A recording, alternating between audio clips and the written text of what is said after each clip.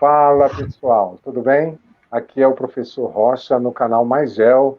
Você está aqui com o candidato a prefeito por Goiânia, o deputado federal Elias Vaz, e acompanhando também o deputado federal Elias Vaz, nós temos o professor Domingos, professor Dumas, que também é candidato a vereador, ambos pelo PSB. E nós estamos aqui hoje em uma homenagem ao Dia dos Professores e vamos aqui falar muito sobre educação, quais são as propostas sobre educação em Goiânia. Então, pessoal, eu gostaria, primeiramente, que o deputado Elias Vaz se apresentasse, né? Todos já conhecem, mas, por favor, faça as considerações, deputado. Professor Rocha, muito boa noite ao nosso amigo Dumas, né, professor Dumas. Para mim é uma grande satisfação estar aqui. Eu quero desejar uma boa noite para todos que nos acompanham nesse momento e tenho certeza que a gente vai fazer aqui um bom bate-papo.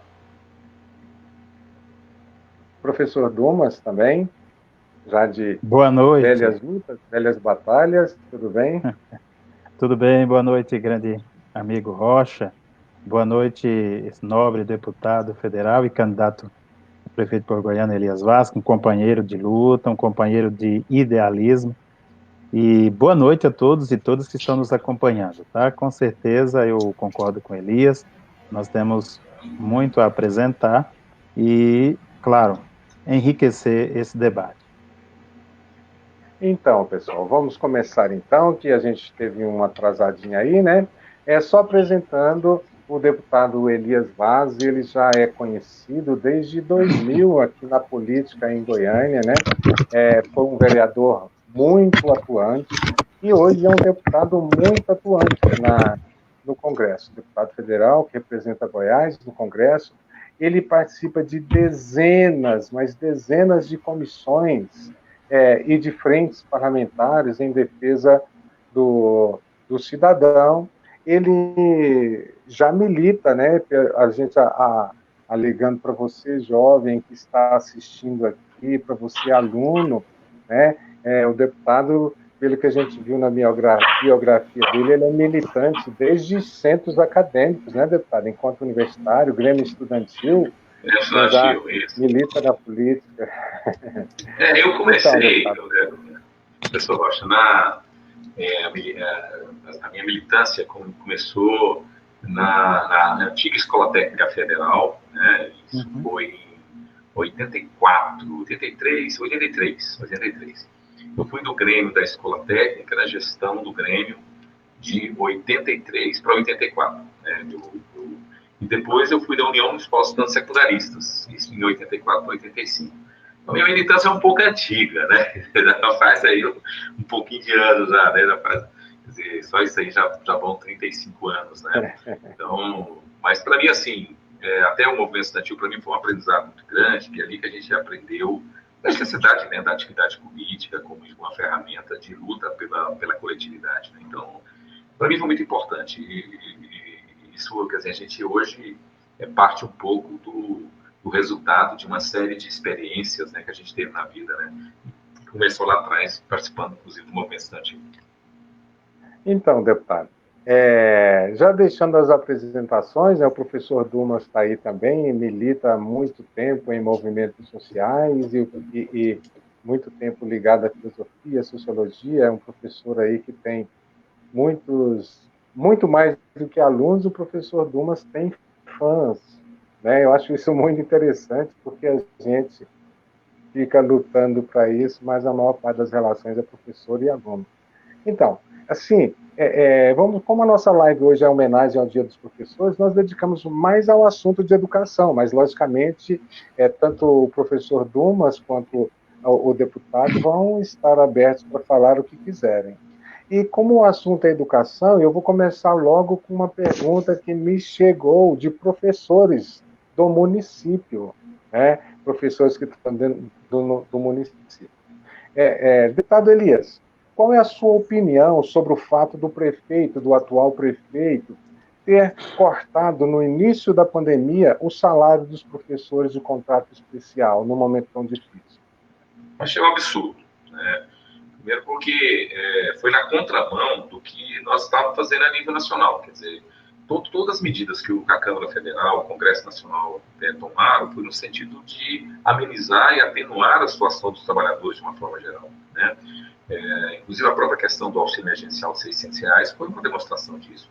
E é preciso dizer que a Prefeitura, no início, ela fez foi demitir, foi afastar, foi suspender os contratos, né?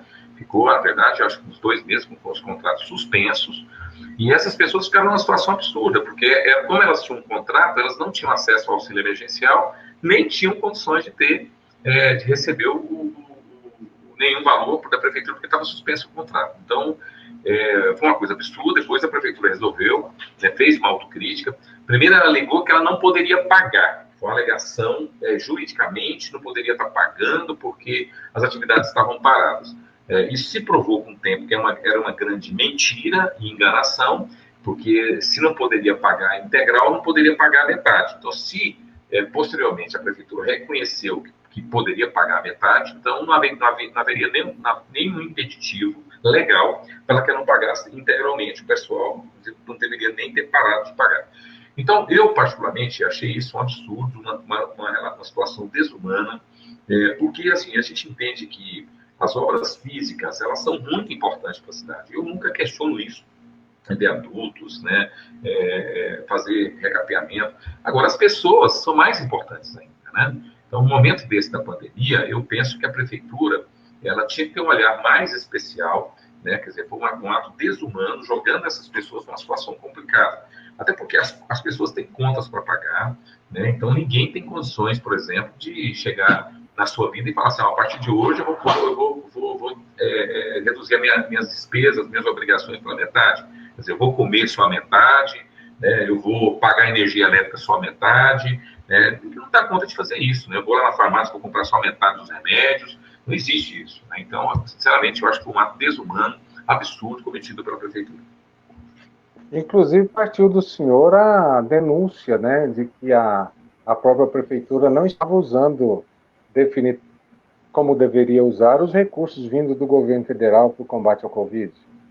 Exato. Esse foi um outro aspecto que foi importante, porque a Prefeitura, assim, na nossa opinião, primeiro demorou demais a agir, né? Quer dizer, os recursos vieram, boa parte deles em abril, foram 76 milhões de reais, sendo que mais de 50 milhões vieram em abril. Até junho já tinha chegado quase 76 milhões do governo federal para combate ao Covid. E a Prefeitura, assim, para mim errou feio, professor, porque, veja bem, nós tínhamos um problema crônico em Goiânia, e temos ainda, que é o problema das filas, né, de vagas de UTI, que é um verdadeiro absurdo, né? Porque se tem uma coisa que não poderia ter fila, era na vaga de UTI, né, professor Dumas? Imagina, a pessoa, o médico detecta que a pessoa está com um problema grave, diz assim, você precisa de uma UTI, aí você fica 2, 3 dias esperando. Quer dizer, muitas pessoas acabam vindo a óbito, né? Porque sem sequer ter chance de ter acesso a um tratamento adequado. Então, o que a Prefeitura tinha que ter feito? A Prefeitura tinha que ter pegado esses recursos, feito o que a Prefeitura de Recife fez. A Prefeitura de Recife, que já tem mais vagas de UTI que a Goiânia, que nem tinha esse problema, eles fizeram lá 300 novas vagas de UTI. Quer dizer, em vez de fazer o que a Prefeitura de Goiânia fez, que efetivamente não construiu novas vagas, mas sim alugou as UTIs a R$3 mil a diária. Quer dizer, agora, quando acabar o dinheiro, nós não temos nenhuma UTI. Então, quer dizer, olha que coisa mais assim, que foi assim, não foi bem planejado. Quer dizer, você teria que fazer a aplicação desses recursos, seria claramente, quer dizer, a minha opinião, era aproveitar e construir essas vagas de UTI para que elas pudessem ficar, inclusive, posteriormente à superação dessa pandemia.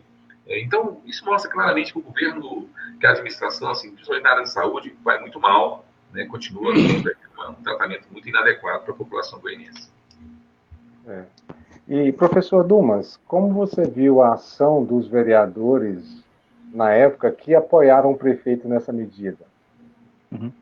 Então, Rocha, à época, eu fiz um vídeo fazendo uma observação à Câmara de Vereadores.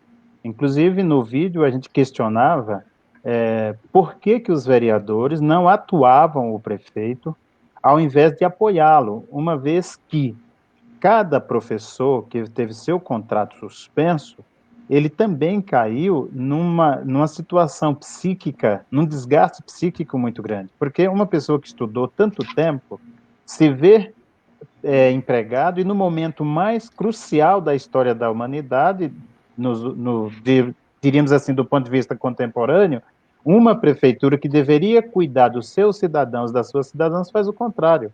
Ele expõe as pessoas ao ridículo do ponto de vista econômico.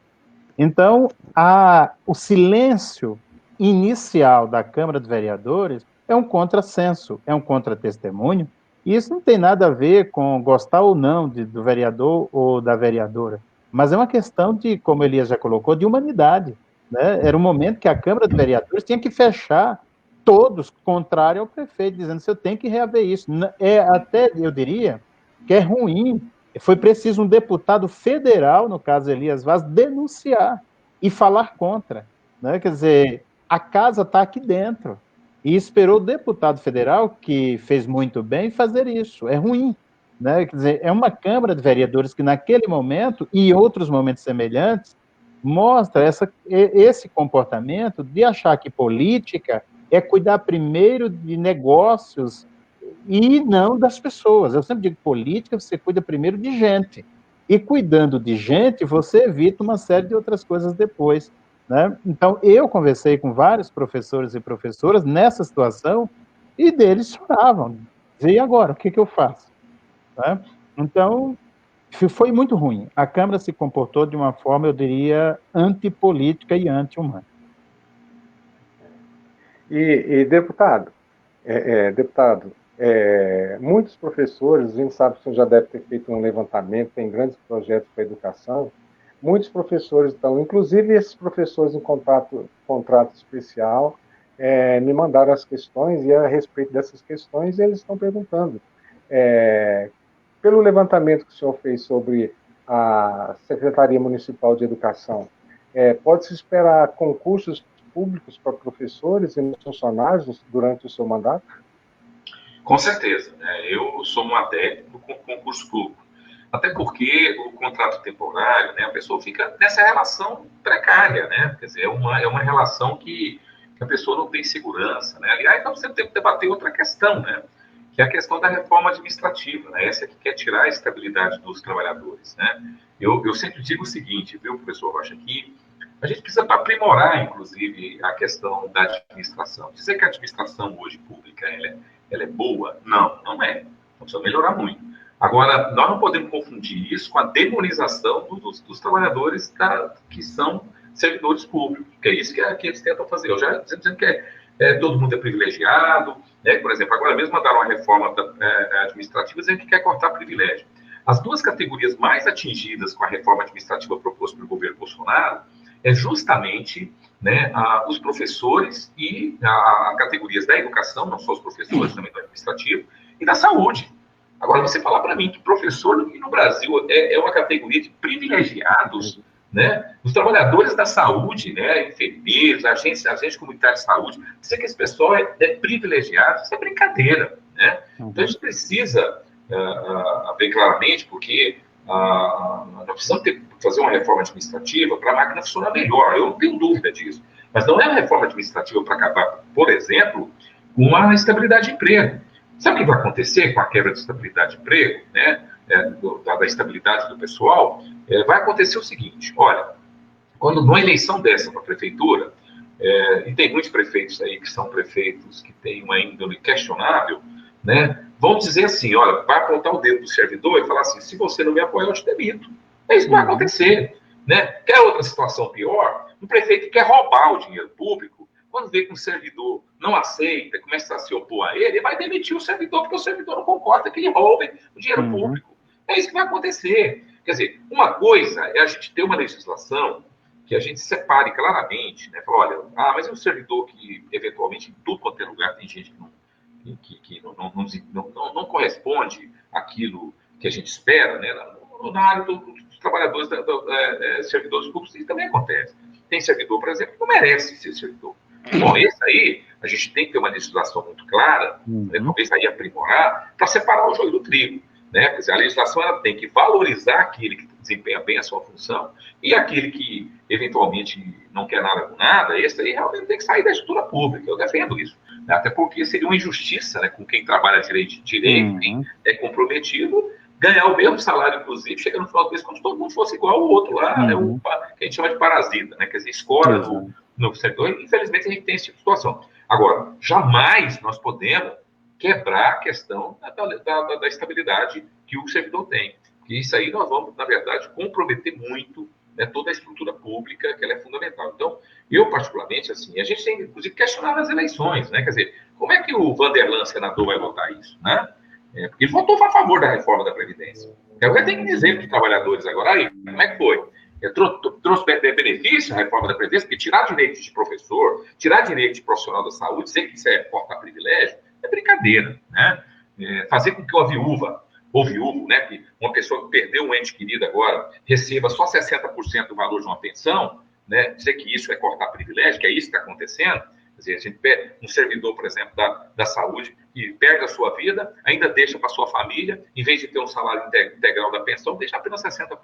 Dizer que isso foi cortar privilégio, agora o senador Vanderlan tem que responder.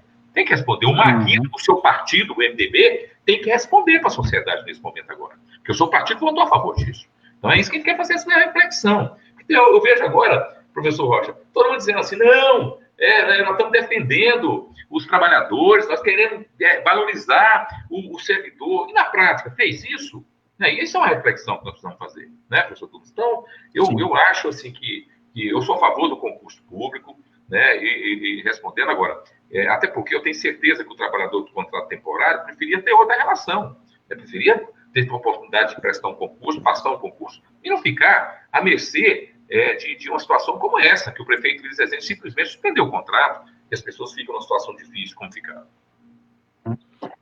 E Elias e Rocha, me chama muito a atenção no sentido de ficar preocupado quando um político, seja ele na esfera que estiver, falar em privilégios de duas classes que são necessárias ao país, todas as outras, mas essas duas são esteios, são fontes. Então vamos pensar aqui o seguinte, eu vi um projeto aqui em Goiás, e isso apareceu muito em Goiás, essa coisa do político que está no poder, votar ou trazer projetos que contraria as garantias já existentes dos professores, sobretudo, e professoras, e ainda querer cortar. E nunca fazer um projeto antecipando pelo seu privilégio, porque o político, querendo ou não, ele tem privilégios também. E não fala do corte do privilégio dele. E quer falar do privilégio daqueles e daquelas que tem que ser esteio. Eu assisti a um filme há muitos anos, A Língua das Mariposas, e é um filme muito crítico, porque exatamente a situação do professor. E é um dos personagens que sempre foi contrário aos professores, chega um dia que ele disse, eu tenho que admitir que o professor é a luz de uma nação. E se nós olharmos, nenhuma nação, nenhuma, progrediu, ela cresceu e se desenvolveu sem que primeiro não investisse em educação.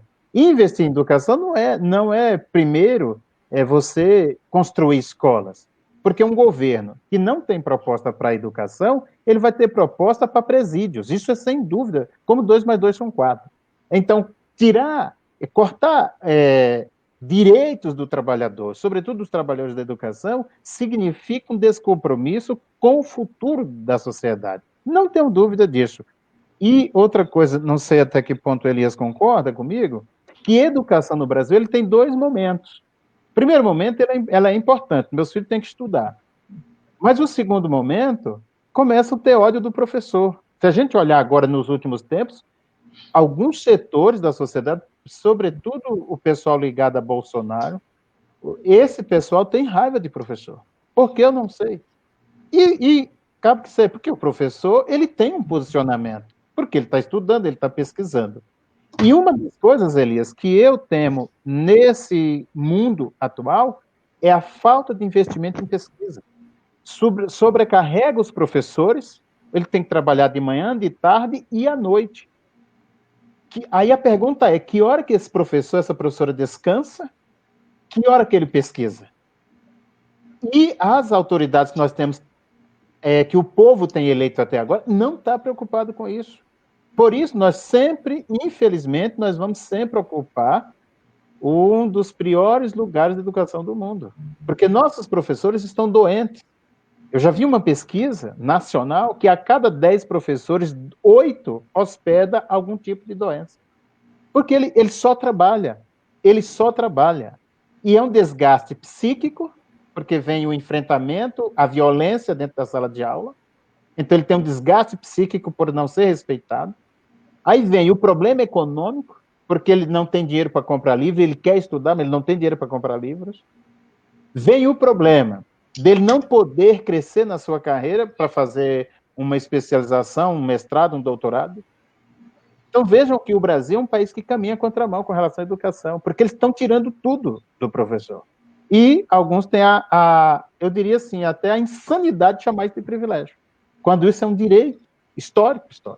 Então isso me preocupa e espero. Eu sei que Elias, pela militância do Elias, pela capacidade do Elias, e a sociedade goianiense precisa ver isso, Elias, certamente nós teremos um grande prefeito com relação à educação. Então, deputado Elias, falando, aproveitando como é que o professor Dumas falou um pouco do governo Bolsonaro, eu queria que você dissesse para a gente como é que está a sua luta para tentar prorrogar esse auxílio de R$600 ali na Câmara Federal. Será que a gente vai conseguir ou será que está difícil? Professor Rocha, primeiro, esse é um assunto muito interessante, né? Se você analisar, por exemplo, a importância disso para a Goiânia, só para você ter uma ideia, nós temos 450 mil pessoas em Goiânia que estavam recebendo o auxílio emergencial. Né? Então, isso foi fundamental para movimentar a economia, né? Porque você tem que entender esse auxílio emergencial, o efeito dele não são só para as pessoas que recebem, mas há um efeito para a economia. É um efeito para a padaria lá do bairro, né? Para o açougue lá do bairro, para o armazém, né? Porque todo o mercadinho, porque todos eles acaba sendo favorecido, né, com a circulação desse dinheiro que entra com o auxílio emergencial. Só para você ter uma ideia, esse auxílio, quando estava R$600, significa que nós tínhamos a injeção de 270 milhões de reais por mês, né, todo mês aqui em Goiânia. Então, isso foi muito importante para que várias empresas não quebrassem hoje. Isso é um consenso, né? O governo resolveu reduzir. Eu, particularmente, né, através da medida provisória 1000, e eu, inclusive, apresentei uma emenda, a emenda 10, para voltar o valor para R$600. Qual o problema que nós estamos enfrentando? O problema que nós estamos enfrentando é que o poder público, o Congresso, tem uma articulação lá no Congresso, basicamente do Centrão aqui do Vanderlan, o próprio MDB do Maguito, né? Então, na verdade, travando a votação. Sabe por quê?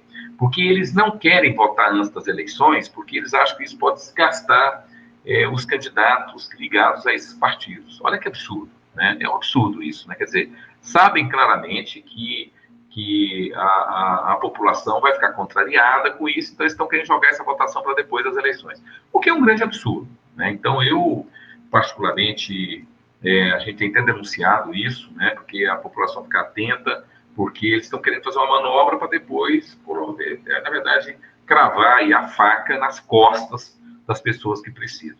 E eu repito, porque às vezes algumas pessoas falam assim, porque não dá para manter R$600. Eu cito da onde tirar esse dinheiro, né? Eu sempre tenho falado isso.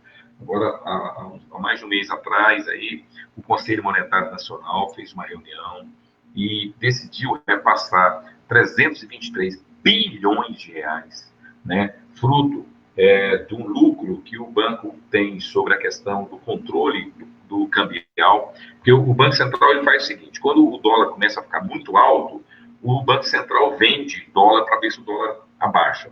Quando o dólar fica muito baixo, o Banco Central compra dólar para evitar que ele abaixe. Então, como ele compra na baixa e vende na alta, ele tem um lucro, né? Então, essa operação do dólar, ele acaba tendo lucro. E ele teve um lucro de mais de 323 bilhões.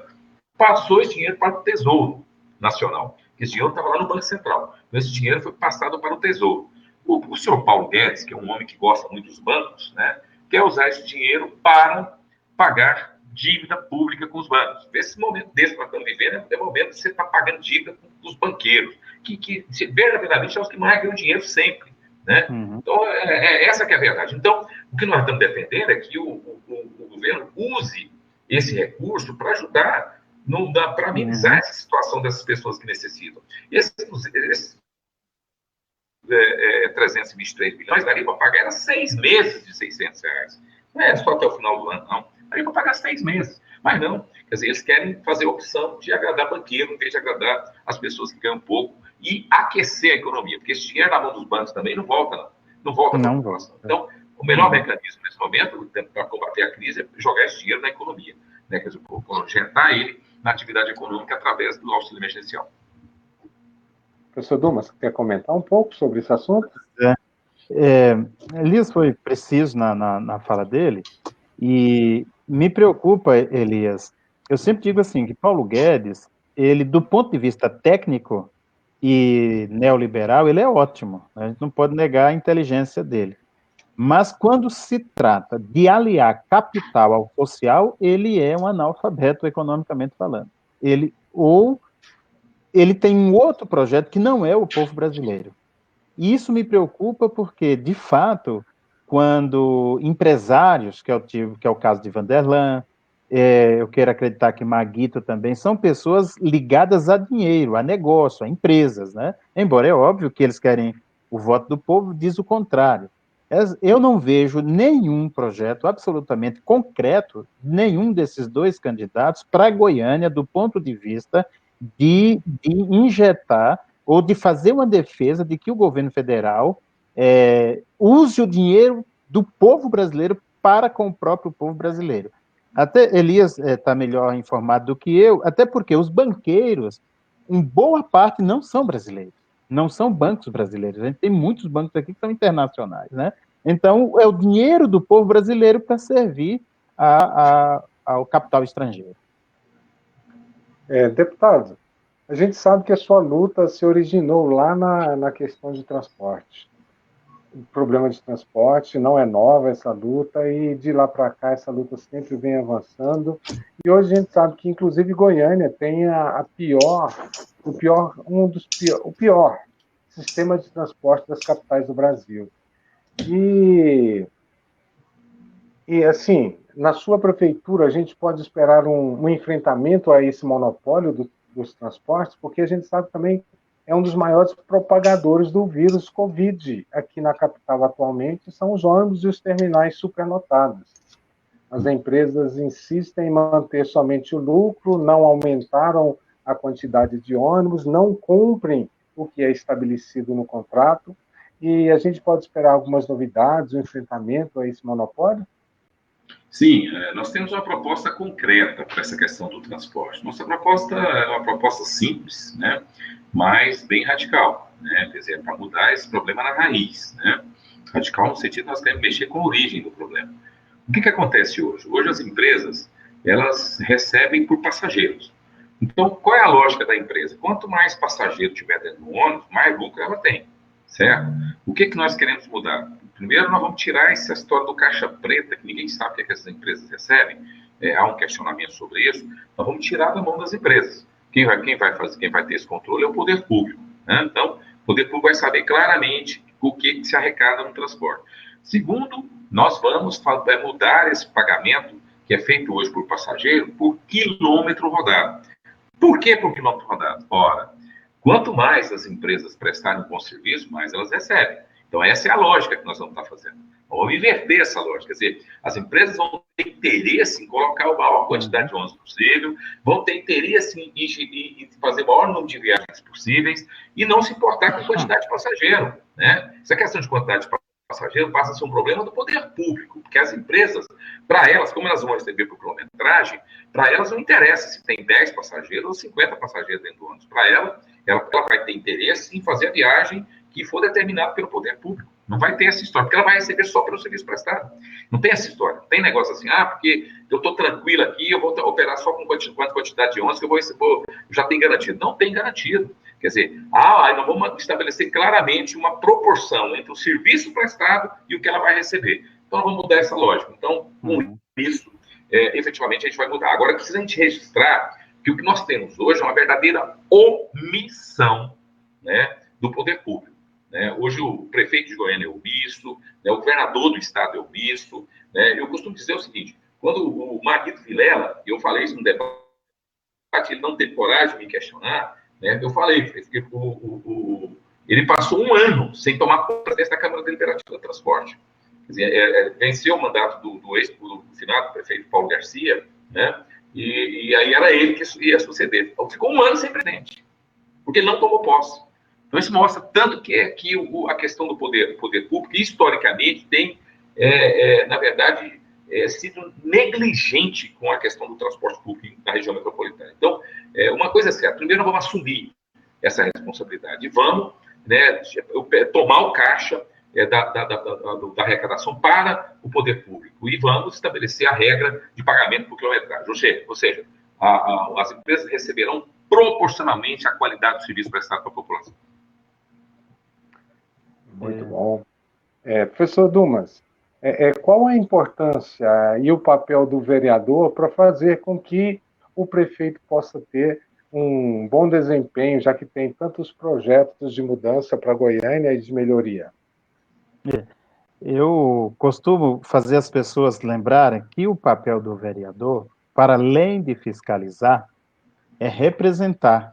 Eu sempre digo, fiscalizar já é a natureza do vereador, da vereadora, fiscalizar as contas, né? Zelar pelas contas. Mas ele tem o papel fundamental de representar a população. Eu, historicamente, andei de ônibus coletivo. E a gente sabe a humilhação que é estar dentro de um ônibus coletivo em Goiânia. É humilhante. Se nós levantarmos, qualquer um de nós, que melhoramos nossas condições de vida, compramos carro, mas se nós levantarmos 4 horas da manhã, a partir de 4 você começa a perceber os ônibus extremamente lotados, as pessoas viram sardinha.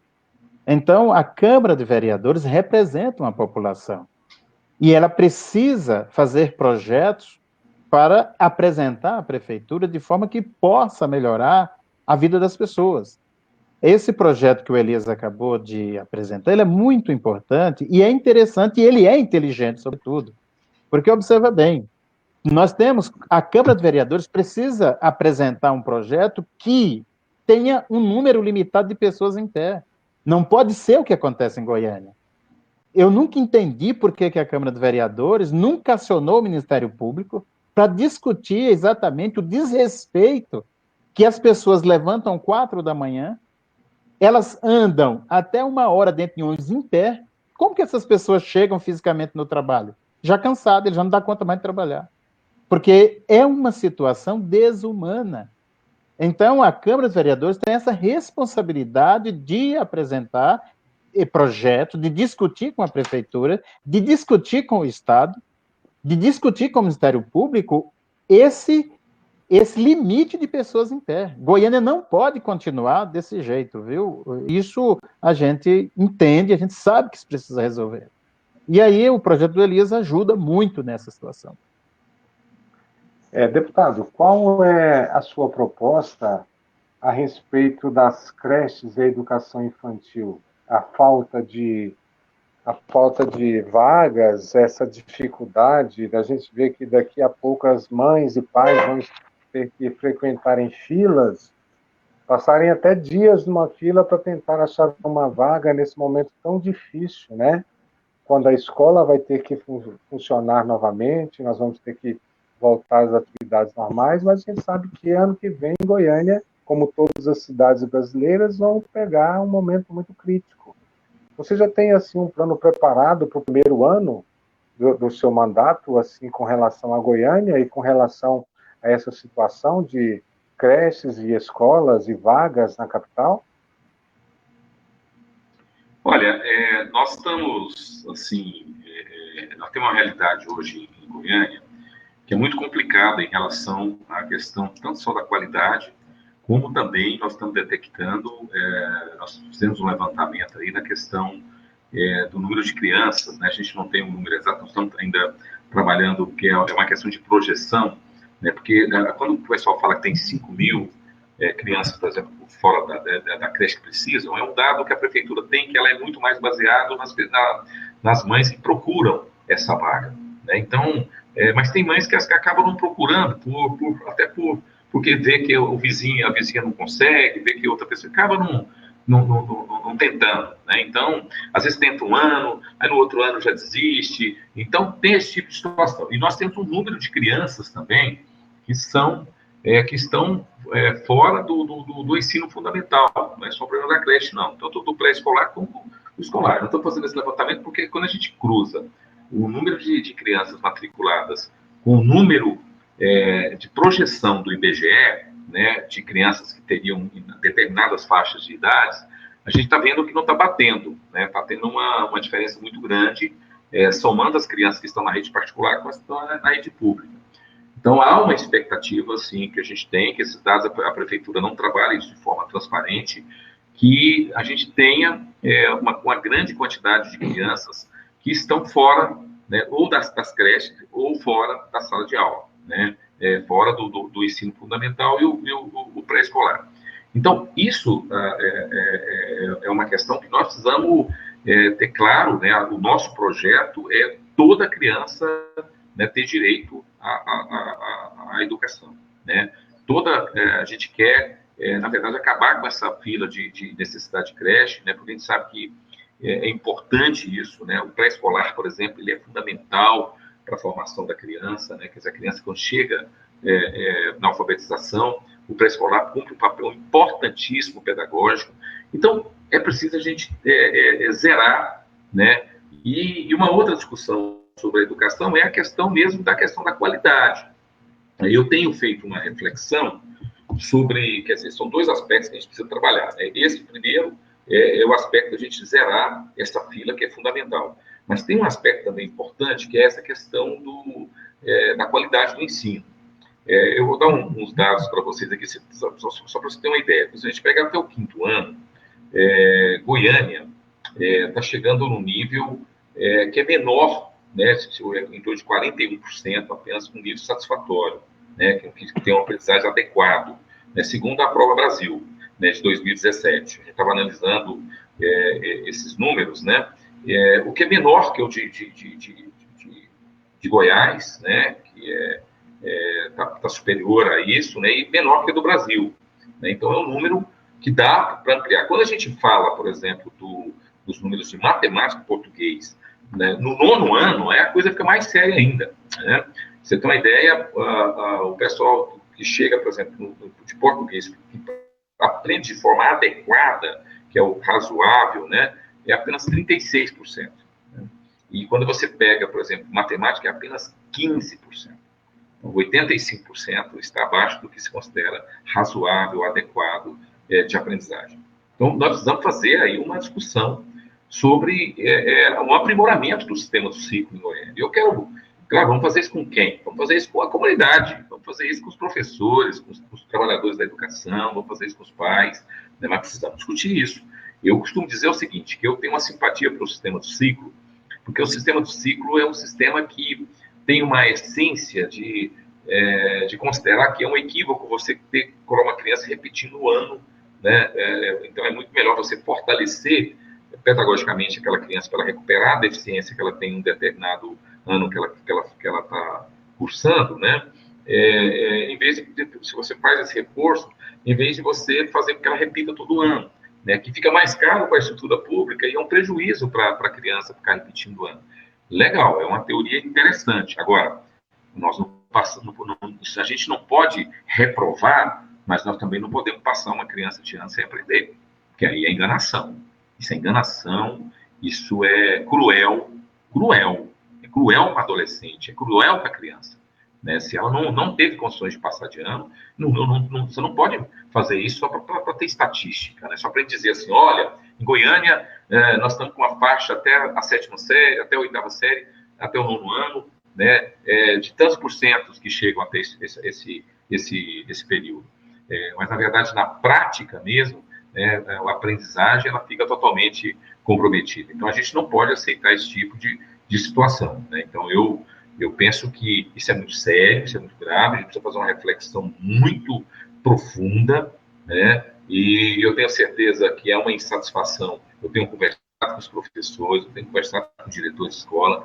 Isso não é uma coisa que os professores não estão preocupados, não. Eles estão. Parece que quem não está preocupado é quem está na cúpula da Secretaria da Educação, que acha que está tudo bem, está normal. Eu não acho normal um adolescente fazer aí o 9º ano e não saber escrever, nem ler, nem escrever. Isso não é normal.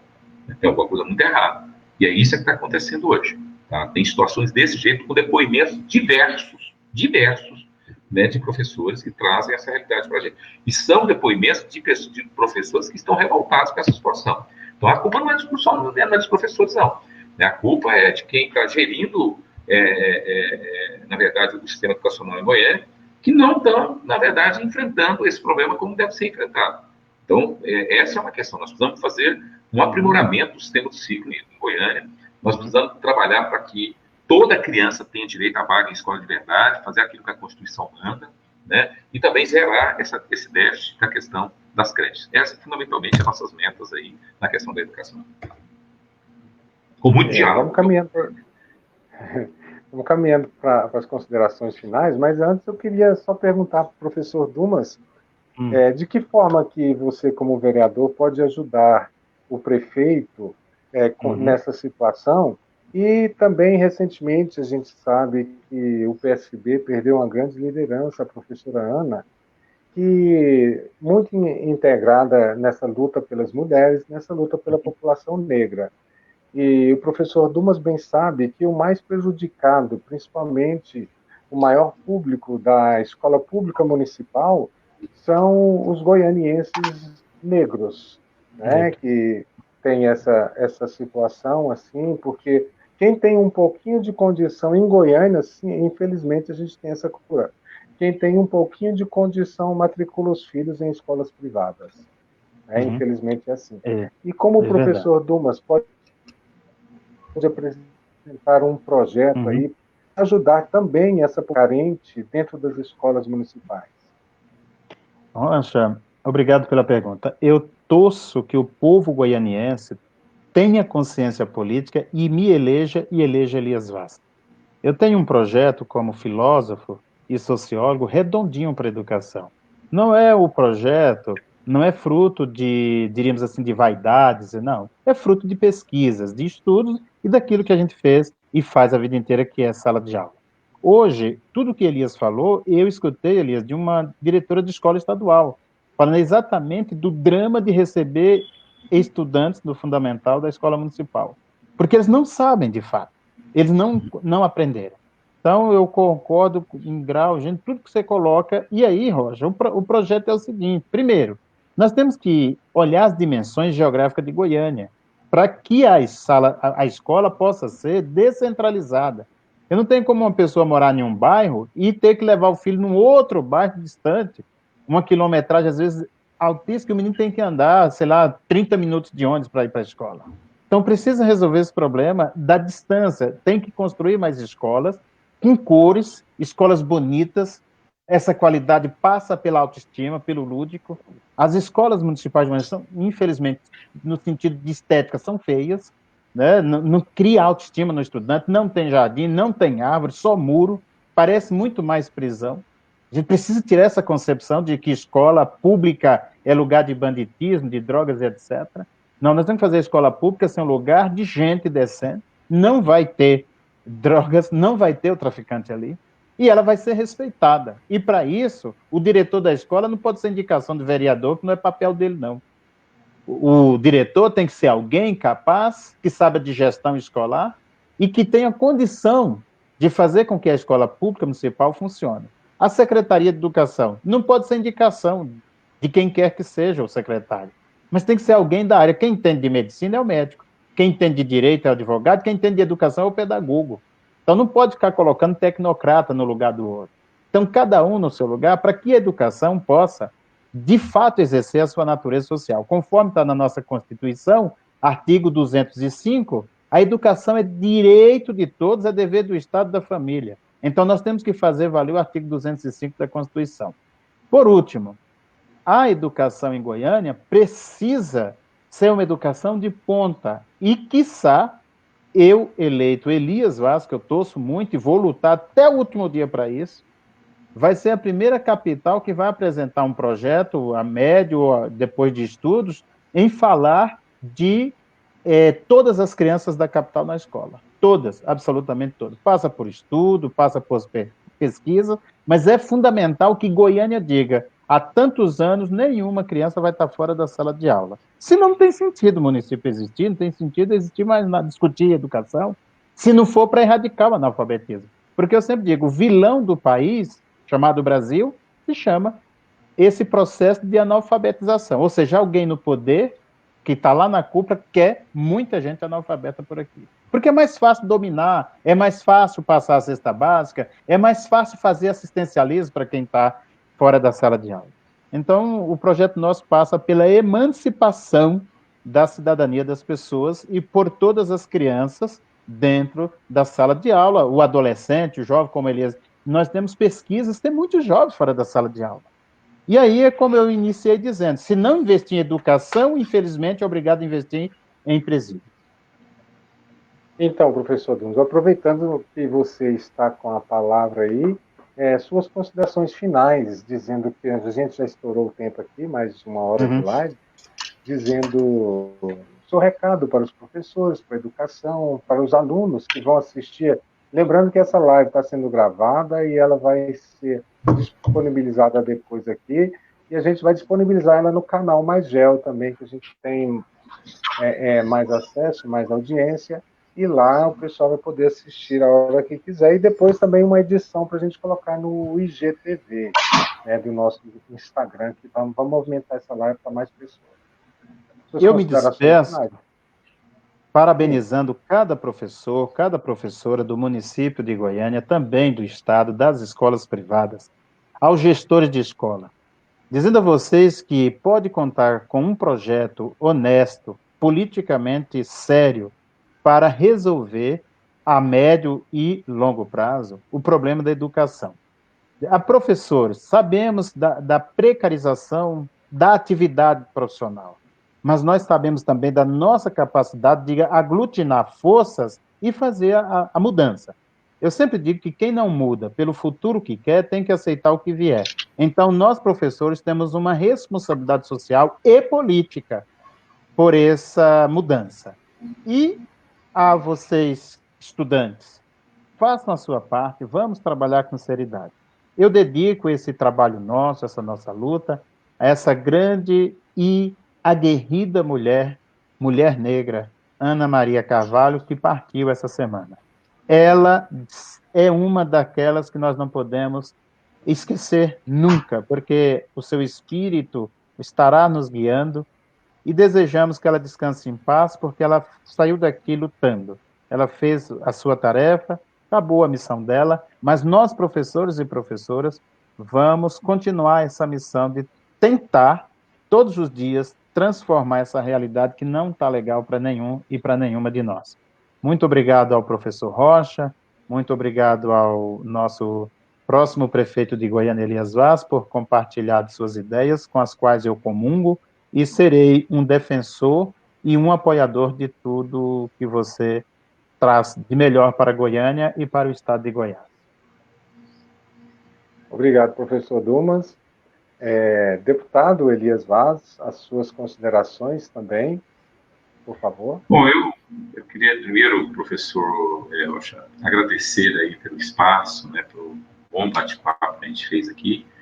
Também gostaria de registrar aí, né, nossos sentimentos a perca, né, partida tão precoce, né, da nossa Ana Maria, né, que sempre esteve militando aí a favor das boas causas, né, um exemplo de dedicação a essas lutas, né, e sei tanto que o Dumas já é uma companheira de longa data aí dessas lutas, junto com o nosso amigo Dumas, a gente fazer esse registro aqui, né, desse momento triste que nós vivemos essa semana. E eu quero também aqui dizer aos professores, né, a comunidade, né, que vive a educação, não só professores, mas os funcionários administrativos, os alunos, né, do nosso compromisso com esse tema da educação. É um tema que a gente entende ser muito caro, né? Eu não acredito numa saída para o país que efetivamente não signifique a, a valorização dessa política pública tão fundamental. Não há nenhum lugar do mundo, em um país que se tornou uma referência econômica, que você não tenha registrado no histórico desse país uma aplicação fortíssima de investimento na educação. Não tem outra situação. A educação liberta, a educação gera riqueza, a educação é o mecanismo, é o caminho, né? A educação é o caminho. Então, a gente entende da importância dessa política pública. E que aqui no Brasil a gente vê o contrário, né? O ano passado, esse ano mesmo, nós aprovamos lá no Congresso Nacional o congelamento dos salários dos professores, dos servidores de uma forma geral, da saúde, e a gente tinha colocado também uma ressalva, os professores, o pessoal da segurança pública e da saúde não fosse sofresse esse congelamento até o final do ano que vem, e depois o presidente Bolsonaro vetou, e a gente viu aí candidatos ou partidos, e até candidato aqui que votou pelo congelamento do salário. Agora vem dizer que defende servidor. Então, é a história. Eu quero manter aqui mais uma vez meu compromisso, né, com os trabalhadores, né, e também não posso deixar de registrar aqui o valor desse companheiro, desse amigo, o professor Dumas, né? É um companheiro que a gente tem aí como a referência da luta, né, da boa luta, né, uma pessoa que dedicou sua vida, tem dedicado sua vida à luta do nosso povo, às lutas mais legítimas, as mais importantes. E eu não tenho dúvida, nós temos orgulho de ter um quadro, né, uma pessoa da formação, do caráter, né, do compromisso que faz com a população, sobretudo a população que mais precisa, mais humilde, aquela que está na base da pirâmide social, né, esse companheiro Dumas. Eu não tenho dúvida que ele será um vereador que vai marcar história, que vai marcar uma referência. Obrigado. Então, nós endossamos a sua candidatura e desejamos do fundo do coração que a população goianiense seja premiada, né, com um vereador desse valor, desse tipo de compromisso. Então, fica aqui nosso abraço. Obrigado. E desejando aí, né, muita felicidade aí, principalmente para o Dumas, para que a gente saia vitorioso desse processo. Obrigado, Elias. Então, pessoal, muito obrigado. Obrigado, professor Dumas. Muito obrigado, deputado Elias Vaz, na sua luta, que é constante, né? A gente espera que os goianienses, escolham vereadores como o seu modelo de exemplo, que sempre foi atuante nas décadas, vamos dizer assim, quase 2 décadas à frente da Câmara Municipal, no seu trabalho aí de luta, de fiscalização, de denúncias, que esse é o verdadeiro papel de um vereador também. E a gente está aqui fazendo lives com os principais candidatos. Foi uma honra tê-lo aqui participando da gente. Lembrando, pessoal, a live vai para o YouTube, né? E também ela vai para o Instagram, onde as pessoas terão mais acesso, mais visualização. Muito obrigado. E a gente volta numa próxima oportunidade. Quero dizer a vocês dois que podem contar com o canal Magel quando precisarem de alguma divulgação, alguma coisa, nós estamos aqui, porque o objetivo é democratizar o conhecimento. Obrigado, pessoal. Valeu.